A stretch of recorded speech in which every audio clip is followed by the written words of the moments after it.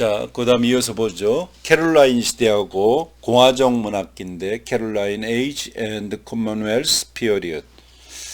캐롤라인 시대하고 공화정 문학기를 이어서 보겠는데, 캐롤라인 시대라고 하는 것은 제임스 1세의 뒤를 이어서 찰스 1세가 재위했던 기간, 우리 여기 화면에 보시는 것처럼 1625년부터 49년까지 몇 년인가요? 24년 동안, 한 24년 동안을 캐롤라인 시대라고 부른다. 영국 의회의 기원을 마그나 카르타 1215년이죠. 마그나 카르타가 1215년에 제정됐기 때문에 마그나 카르타는 의회가 처음 영국에 생긴 거는 1215년, 한참 전에요.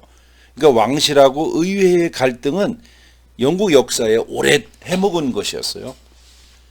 튜더 왕조 때에는 강력한 국왕의 통치력 때문에 헨리 8세 같은 존재가 있었기 때문에 갈등이 잠복되었죠. 속으로 쏙 들어가 있었어요. 제임스 1세 때는 영국 국교회를 폐지하고 카톨릭으로 복귀하려는 시도가 있었죠. 이런 것으로 인해서 의회와 대립을 했고, 찰스 1세가 헨리 8세와 엘리자베스 1세 시절의 왕권을 다시 회복하려고 노력하면서 의회와의 갈등은 심화돼요. 청교도 혁명이라고 부르는 영국의 지금 잉글리시 시빌 워, 우리 두 번째 해놨는데, 청교도 혁명으로 불리는 영국의 내전 잉글리시 시빌 워는 1641년부터 49년까지 8년간 41년부터 49년까지 진행이 됐고, 결국은 찰스 1세가 처형이 돼요. 단두대에서 사라져요, 왕이. 처형된 이후 공화정 시대가 49년부터, 공화정 시기가 49년부터 1660년까지 한 11년 지속되지만, 문학사적으로는 캐롤라인 시대와 공화정 시대를 한 30년을 같은 문학기로 다룬다. 이 30년 동안에 이동안 영국이 겪은 그 분열과 그 갈등, 컨플릭은 그 갈등이 양상한 삼중구도를 가진 것이었어요. 정치적으로는 왕정 지지자들과 의회 주의자들이 서로 대립하였죠. 왕정을 지지하는 사람, 의회 지지자들이 대립했어요. 경제적으로는 지방의 토지를 기반으로 한 봉건제도와 지방의 땅을 갖고 있는 봉건제도와 대도시 상업자본이 충돌하였죠. 종교적으로는 영국 국교회파와 청교도주의자들이 종교적으로는 갈등을 보였어요. 그 청교도주의, 프로테스탄트라고 하죠. 청교도주의자들. 프로테스탄트는 뭐예요? 어디에 저항하는 자들이에요. 영국 앵글리칸 처치, 가톨릭, 여기에 저항하는 자들이 그 영국 청교도주의자들이죠. 영국 국교회파와 청교도주의자들이 갈등을 일으켰어요.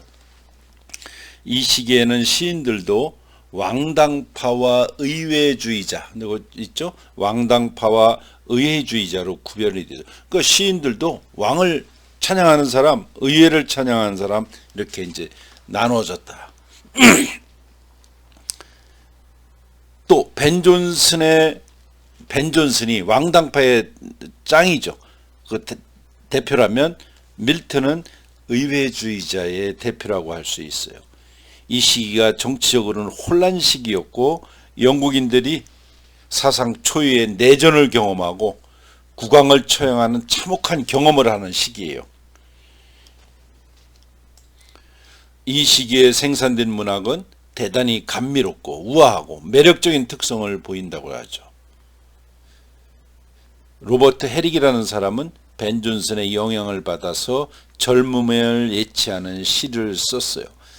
또 이 시대의 내용은 안 써놨는데, 앤드류 마블 같은 유명한 앤드류 마블, 젊은이에게 뭐 이런 시를 쓴 이런 앤드류 마블 같은 사람이 이 시대에 많이 활약했어요. 활약을 했던 시기였다. 이 캐롤라인 시대로부터 공화정 시대까지를 존 밀턴의 시대다. 이 한 30년을 존 밀턴의 시대라고 부를 수 있을 만큼 이 시대를 대표하는 시인은 존 밀턴이 사랑스럽고 아주 발랄하고 우아한 다른 시인들의 특성과 전혀 다른 시세계를 구축하였다는 것은 좀 이율배반적이죠. 이 사람은 청교도들이 장악한 의회가 1642년 극장 폐쇄령을 발동하면서 제코비언 시대까지 전성기를 구가하던 그 영국 극문학은 오랜 침체의 기간을 맞게 되는 거죠. 1642년에 극장을 폐쇄해요. 물론 뭐 흑사병 같은 것도 있었지만 너무 풍기가 물러나고 그 어두운 극장에 가서 손을 잡고 술 먹고 너무 이렇게 풍기가 물러나니까 이 청교도들이 저 극장 저희 가서 젊은 년놈들이 저짓한다. 이 기독교인들이니까 이래서 극장을 폐쇄하게 돼서 연극이 이제 폐쇄의 길을 가게 되죠.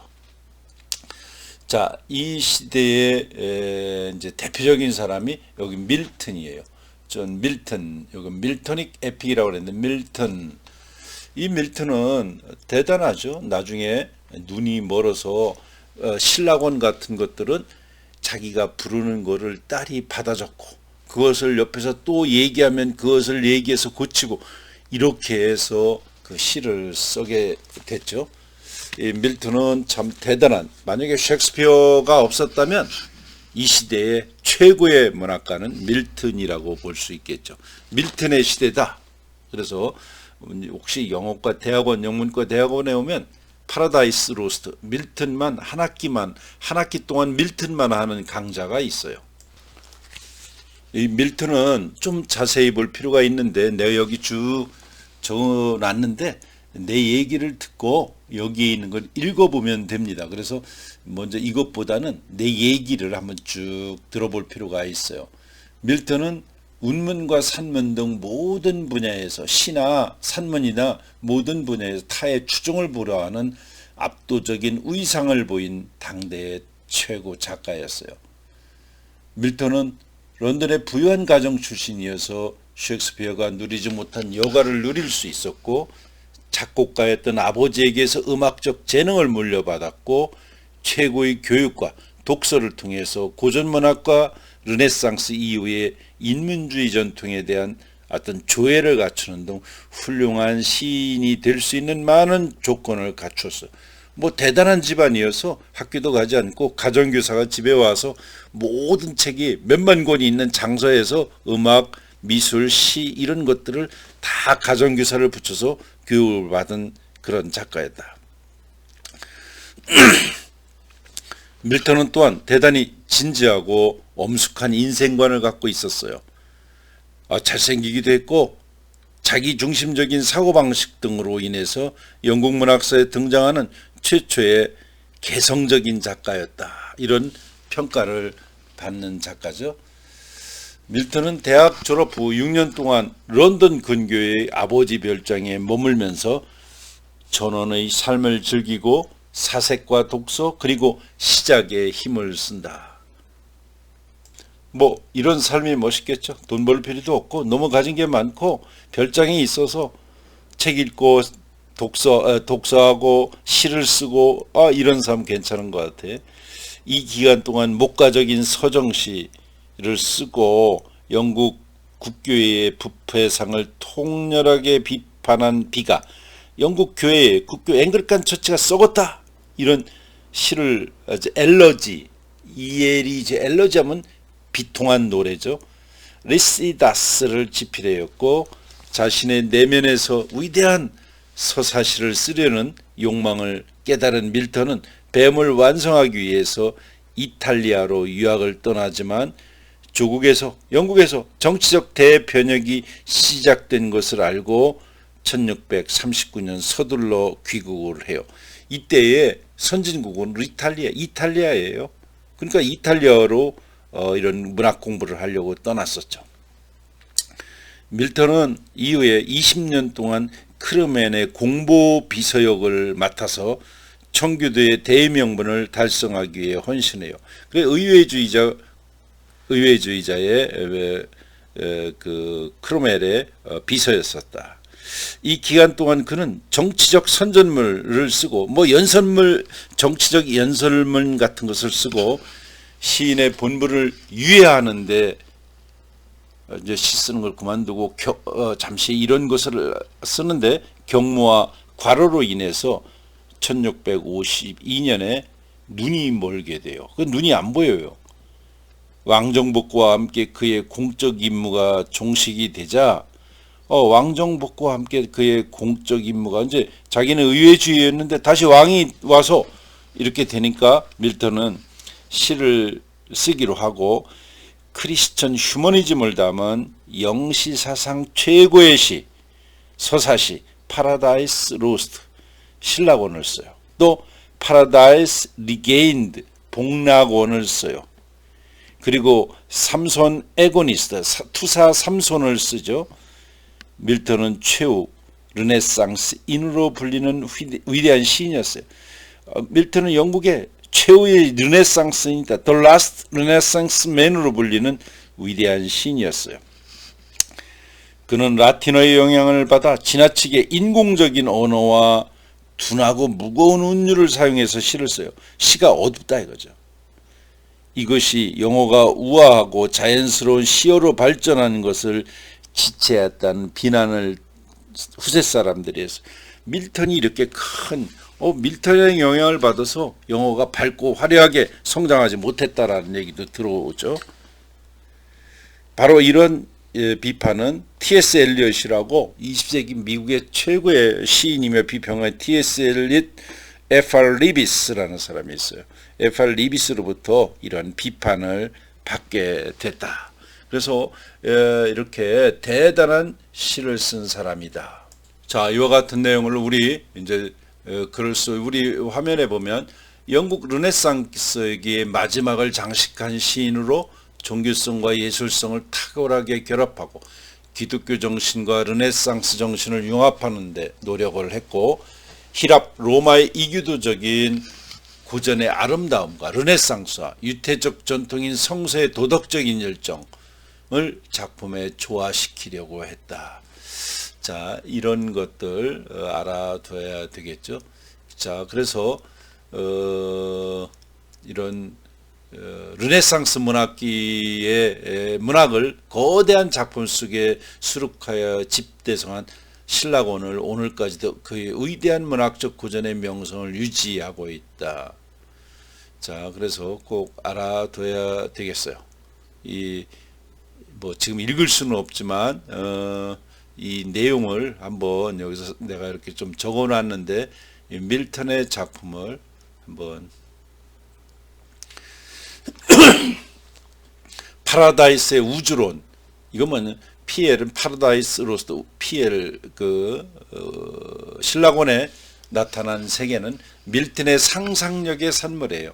따라서 현실의 물질 세계와의 유추는 바람직하지 않을 수 있다. 그의 우주는 그의 상상력이 빚어낸 상징에 의해서 생성되고 또 운영된다. 예를 들어 우주는 예수의 왕위를 실어내는 거대한 화차이고 수만 개의 별들은 천사들인 동시에 천사들의 춤사위인 것이다. 즉 그의 우주는 신의 지배라는 당위성을 인간에게 알리는 데 이바지하고 그에 필요할 때마다 확대되고 발전하는 살아있는 영혼인 것이다. 자, 이래서 그의 우주론을 여기서도 볼 수가 있다. 자, 그다음에 이런 이 파라다이스 로스트에 있는 밀턴의 생각 같은 것들을 여러분들이 한번 읽고 알아두었으면 좋겠어요. 그다음 네오클래시컬 피어리어드, 신고전주의 문학기가 네오클래시컬, 네오라고 하는 것은 클래스는 뭐요? 히랍 시대죠. 클래식 피어리드, 고전인데 네오니까 뉴가 이제 네오클래시컬 피어리드예요. 신고전주의 문학기. 그러니까 고전으로 돌아가는데 똑같은 고전은 아니지. 변형이 되어가는 거죠. 이걸 네오라고 해요. 네오클래시컬 피어리드.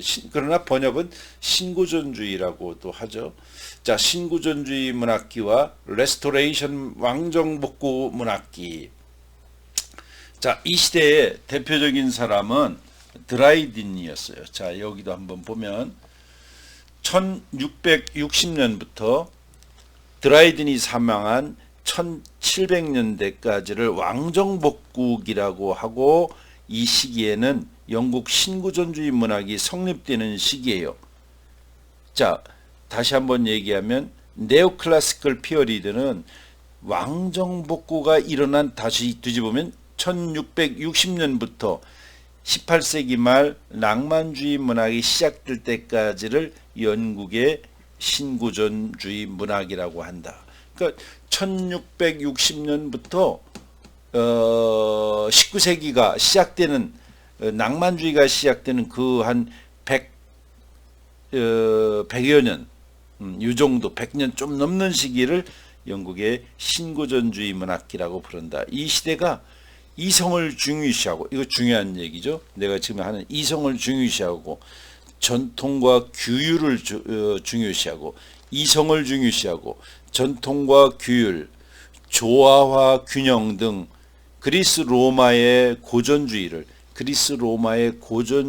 복원하는 것을 기본 정신으로 해요.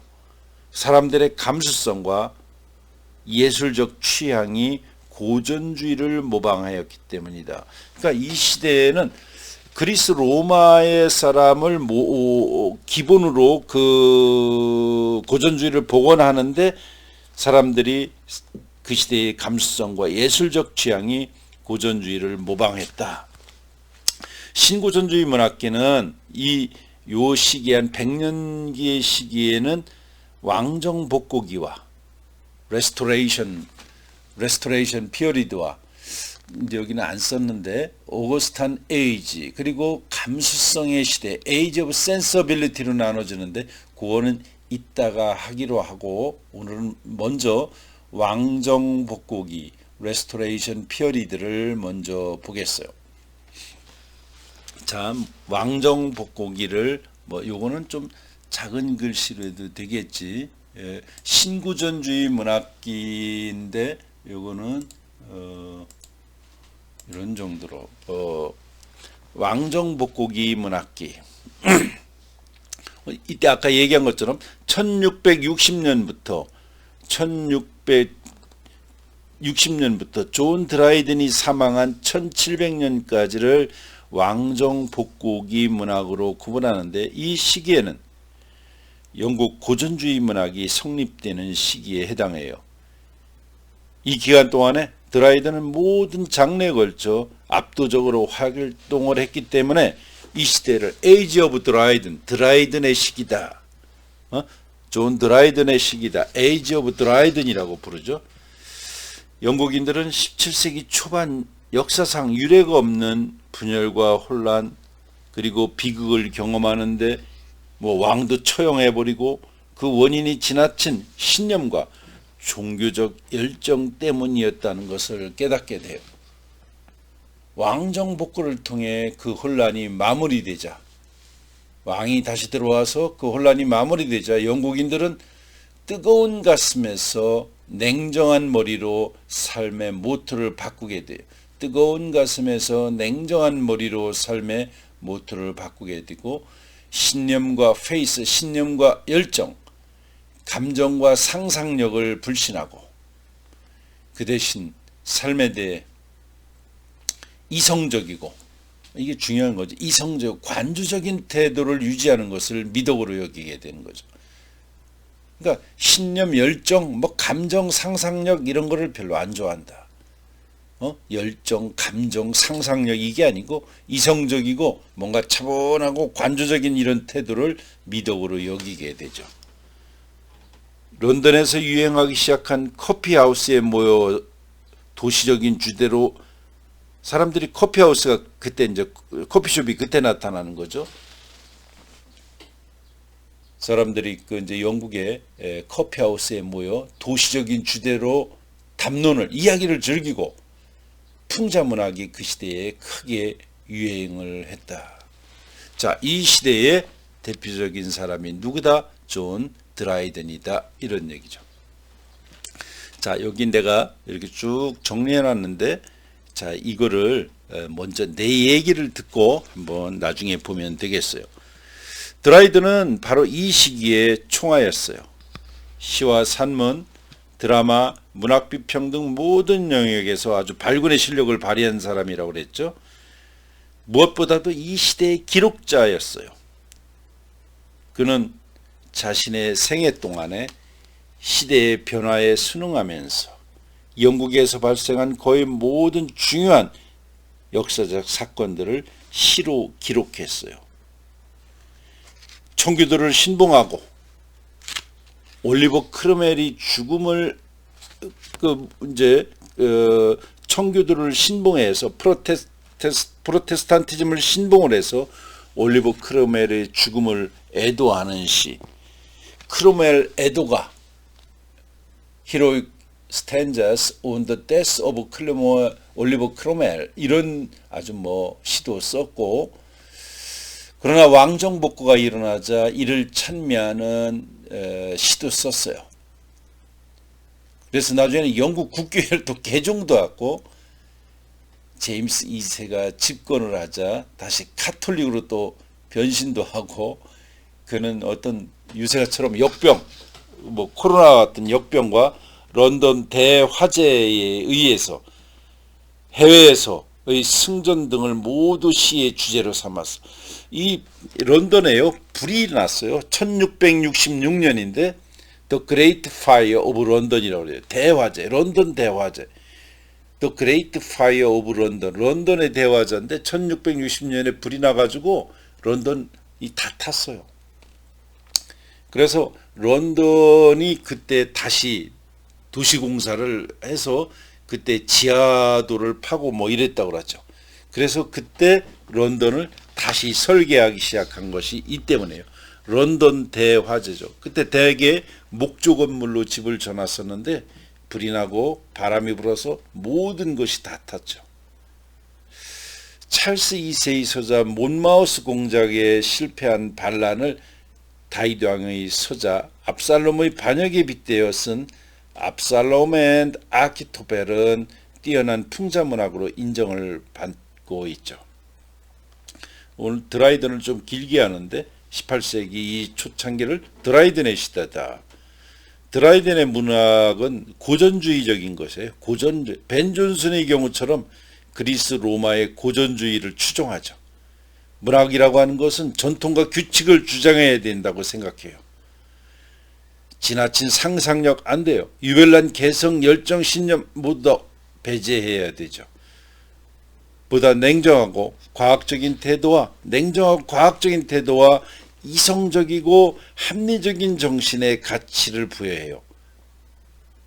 르네상스 시대에 유행했던 활기와 활력이 넘치는 산문체는 신고전주의 시대의 논술적 글쓰기에 어울리지 않아요. 신고전주의에는 열정, 활력, 생기 이런 거 안 돼요. 갈고 닦아서 아주 잘 만들어진 시어를 써야 돼요. 이 시대의 작가들은 지나치게 상징적이고 비유적인 문체 대신 상징, 비유 이런 거 대신에 엄정하고 딱딱하며 논리적인 문체를 채택했습니다. 그러니까 인간의 상상력, 기발한 아이디어 이런 거 필요 없고, 읽고 공자의 말씀대로 공자 맹자를 다 외워서 그와 비슷하게 써야 된다.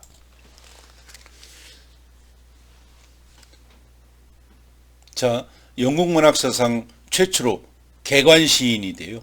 이 드라이든. 드라이든은 신고전주의 문학기 영시의 표준이 되는 히로익 카플릿이라고 그러죠. 히로익 카플릿. HEROIC, 히로, 영웅적인 카플릿, 두 줄 되는 걸 카플릿이라고 하잖아요. 영웅 시체 두 행으로 된 시, 히로익 카플릿을 완성했고, 영시의 통일성과 적확성, 그리고 규칙성을 도입을 해요.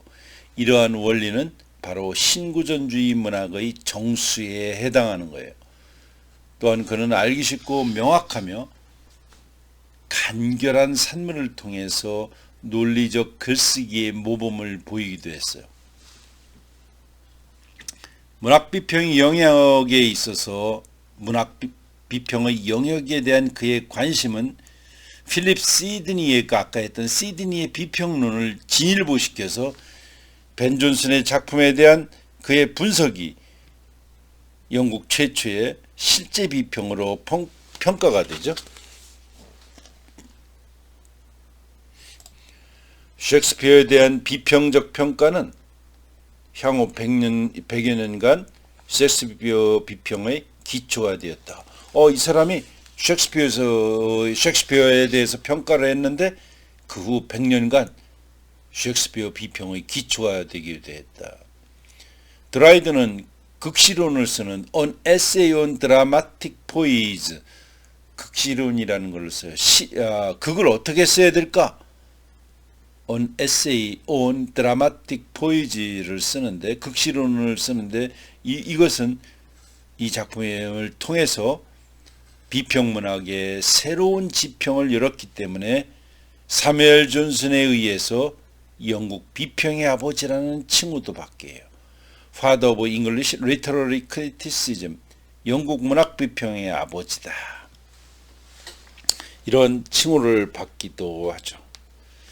근데 왕정복고와 함께 청교도주의가 약화되면서 이제 왕이 다시 복구하니까 의회주의자인 청교도주의가 약화되겠죠. 이러면서 극문학이 다시 시작되었지만 르네상스 시대의 활력과 열기를 완전히 회복하지 못한 채 새로운 형식의 드라마가 유행을 하게 되죠.